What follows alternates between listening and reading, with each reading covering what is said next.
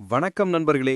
வரலாற்றின் பக்கங்களில் புதைந்துள்ள நம் மனதை சிலிர்க்க வைக்கும் ஒரு அற்புத கதை கேட்க நீங்கள் தயாரா? பிரம்மாண்டமான ஒரு சக்கரவர்த்தி தன் அகந்தையால் செய்த ஒரு தவறு, அதை திருத்த வந்த ஒரு குட்டி குழம்பை, சரித்திரம் கண்டிராத ஒரு மாபெரும் தியாகம். இது வெறும் கதையல்ல, நம்மை வியப்பில் ஆழ்த்தும் ஒரு சத்தியம். இன்று நாம் காணப்போவது மகாபலி சக்கரவர்த்தியும் திருமால் எடுத்த வாமன அவதாரமும் நடந்த அந்த அதிசய லீலையை. இந்த கதையின் ஒவ்வொரு நொடியும் உங்களை கட்டிப்போடும். கடைசி வரை ஸ்கிப் செய்யாமல் பாருங்கள். ஒரு காலத்தில் அசுர குலத்தைச் சேர்ந்த ஒரு மாபெரும் சக்கரவர்த்தி இருந்தார். அவர்தான் மகாபலி. உலகையும் தன் ஆளுகைக்கு கீழ் கொண்டு வந்து அசுரகுரு சுக்ராச்சாரியாரின் வழிகாட்டுதலோடு ஆட்சி செய்து வந்தார். தர்மத்திலும் தானத்திலும் சிறந்தவன். யாகங்கள் பல செய்து எண்ணற்ற வரங்களை பெற்றவன். ஆனால் அவருக்கு இருந்த ஒரே ஒரு குறை, அளவற்ற அகந்தை. என்னை மிஞ்சியவன் எவருமில்லை என்ற கர்வம் அவர் மனதை ஆட்கொண்டிருந்தது. தேவர்களும் ரிஷிகளும் அவர் புகழ்கண்டு அஞ்சினர். மகாபலியின் ராஜ்யம் வானுயர வளர்ந்தது.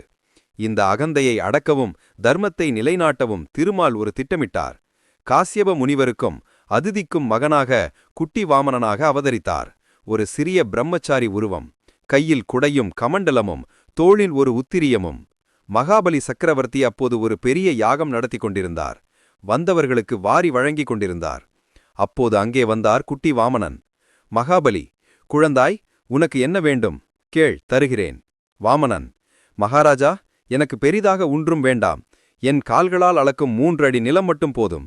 இதை கேட்ட மகாபலிக்கு சிரிப்பு வந்தது. இவ்வளவு பெரிய சாம்ராஜ்யம் வைத்துக்கொண்டு வெறும் 3 அடி நிலம் கேட்கிறாயே என்று வியந்தார். ஆனால் அவர் குரு சுக்ராச்சாரியாரோ பதறிப்போனார். மகாபலி, இது சாதாரண குழந்தை அல்ல. சாக்ஷாத் திருமால் உன்னை சோதிக்க வந்திருக்கிறார். தானம் தராதே என்று எச்சரித்தார். ஆனால் மகாபலி குருவின் சொல்லை கேட்கவில்லை. தன் அகந்தையினால், குறைந்தால் நான் தருகிறேன் என்று கமண்டலம் நீரை தானமளிக்க எடுத்தார். அந்த நொடியில் வாமனன் தன் சுயரூபத்தை எடுத்தார். வானுக்கும் பூமிக்குமாய் ஓங்கி வளர்ந்தார். முதல் அடியால் இந்த பூமியை அளந்தார். 2வது அடியால் வானத்தை அளந்தார். 3வது அடிக்கு எங்கே இடம் என்று கேட்டார் திருமால். மகாபலிக்கு அப்போதுதான் தான் செய்த தவறு புரிந்தது. தன் அகந்தையை நீக்கி தன் தலையை தாழ்த்தி, என் தலை மீது 3வது அடியை வையுங்கள் சுவாமி என்று சரணடைந்தார். திருமால் அவர் தலை மீது 3வது அடியை வைத்து அவரை பாதாள லோகத்திற்கு அனுப்பினார்.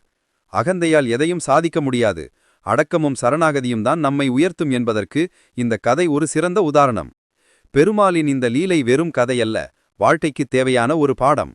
அடுத்த வீடியோவில் மச்ச அவதாரத்தில் பெருமாள் உலகை எப்படி காத்தார் என்று பார்க்கலாமா? இந்த வீடியோ பிடித்திருந்தா லைக் பண்ணுங்க, ஷேர் பண்ணுங்க, மறக்காம சப்ஸ்கிரைப் பண்ணுங்க.